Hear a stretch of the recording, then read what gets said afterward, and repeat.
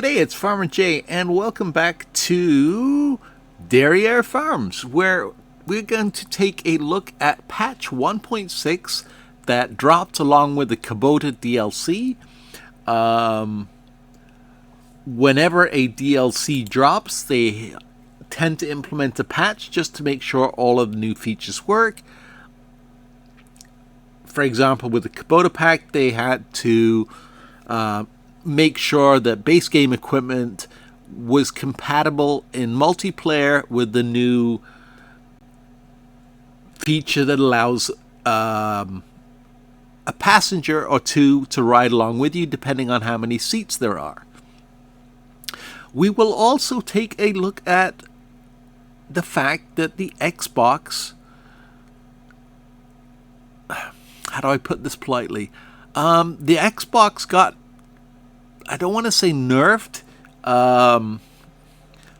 but people have been experiencing deleted mods.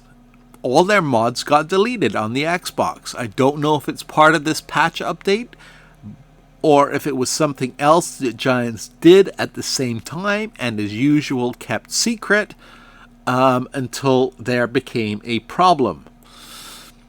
So we will talk about that more in a second. We'll quickly run through the changelog for patch 1.6.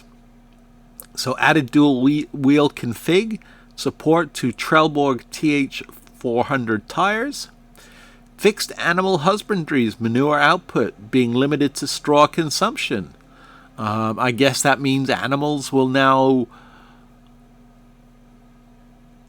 put out a certain amount of manure based on the animal type as opposed to their straw consumption. I'm not sure. Fixed color configurations with a large number of options in multiplayer. Fixed game crash after certain advanced FSR settings were changed. Fixed issue with mod builds when 3D model is used from base game and only textures from the mod. Okay, they really write this in bad English. Fixed localization for collectibles in mods. Fixed mod input binding being overwritten. That's definitely a good thing, because I hate one mod overriding my keyboard bindings. Fixed prices page, selling price display. I haven't had a look at that yet, so not sure what that entails.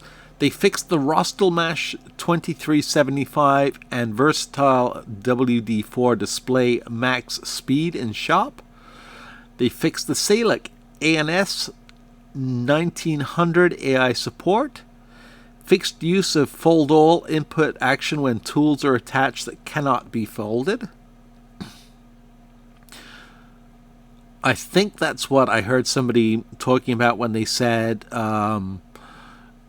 you're basically trying to do an action that's not compatible, and so a new warning pops up for that. Fixed Xerion 5000 map hotspot type, so it should actually display the correct equipment on the map that it is, and not just be a circle.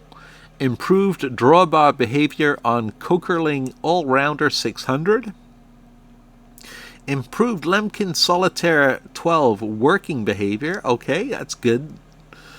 Improved performance when toggling minimap size. Replaced Lemkin Coralan 9-840 wheel config. Slightly increased max distance of high pressure washer. Perfect, I like that one. I was tired of hitting the max. I don't know what they mean by slightly. I washed all my tractors right before the DLC dropped, so I haven't had a chance to test it yet. When changing one of the FSR 1.0 options, the AA setting is automatically set to TAA. However, in-game, it is revealed that, in fact, TAA is not active. So that sounds more like another bug than actually fixing one to me. New additions. Added multiplayer permissions for cutting trees. So I'm guessing you can now give somebody permission to come on your land and cut trees. Added passenger support for various vehicles. Like I said, that requires the Komodo DLC. And added setting for adjusting frame rate limit. That one's actually pretty good because I don't like to run with dev commands on, which removes your frame rate limits. I did experiment with that one briefly. I have a pretty decent video card and a pretty decent computer all around. It's not the best, it's not the worst. So I raised it up to the limit from 60 to 90, and I noticed that now my frame rates are hovering between 70 and 90 depending on how densely populated an area is, whereas before they were hovering between 50 and 60. So it's allowing my video card to run at better frame rates when it can, so it's not displaying on my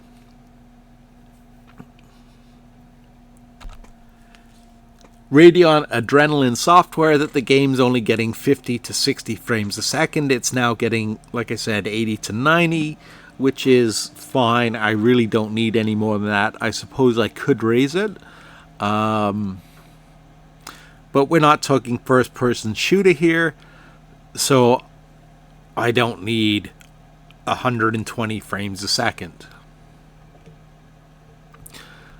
Okay, so that's what the changes were for 1.6 that were actually announced. Now, here's the problem that Xbox users are facing. Giants changed something, and I don't know if Giants is necessarily to blame, or if anyway, they got Microsoft to up the mod space on the Xbox from 4 gig to 8 gig, so it's now the same it is on the PS5.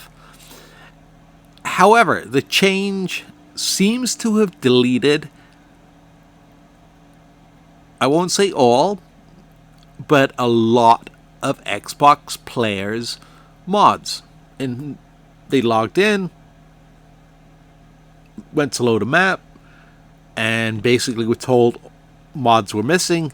They went to check what mods they had downloaded, and the download directory was empty.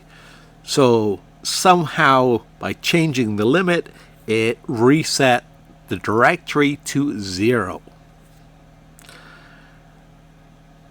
I know I would be pretty frustrated if I was an Xbox player, but it's not the end of the world. It's just a pain in the ass. The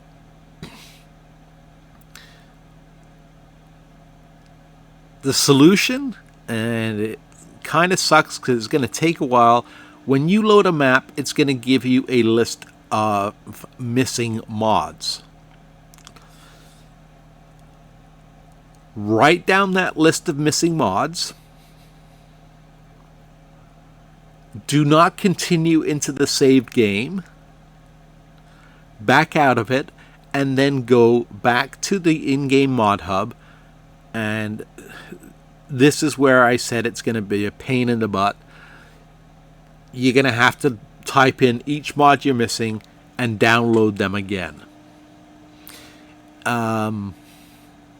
You now have 8 gigs to play with, so that's a little bit better. If you're anything like me, I do a lot of testing, so I have mods that I've only ever used once, and I definitely need to delete. But I'm on a PC. I've got 4 terabytes of hard drive space, so I'm not in a rush to delete some of those mods. Although they do get backed up to the cloud. So I don't know how I'm set for cloud storage, so I probably should go through some of those mods and delete them just to be safe. But that's the way to do it, is go into a save game, see what's missing, write it down, and re-download it again.